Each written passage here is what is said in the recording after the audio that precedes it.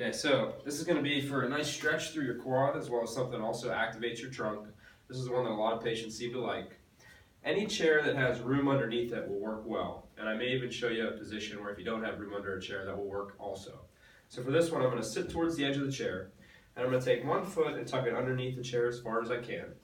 Now the first thing I want to do here is I want to create a little bit of tension in my stomach, because if I let my back arch, that takes away from the stretch on the thigh, and it also puts a lot of pressure on my back. So a lot of times the first thing I'll tell people to do is in this position, this is one of the few times you actually want to slouch a little bit. So I want to try and slouch. Some people I'll actually have them give themselves a hug. And I want to keep this slouched looking down posture as I start to lean back in the chair. And as I do that, I'll start to feel tension coming up through the front of my hip or thigh. And as soon as I feel that tension, I'm going to get back out of it. So initially I have people just lower in very slowly to where they feel some tension coming down through the front of the hip and back up. If you start to feel it in your back, that's not what we're looking for. You may have to round a little bit more or really try and tense your stomach.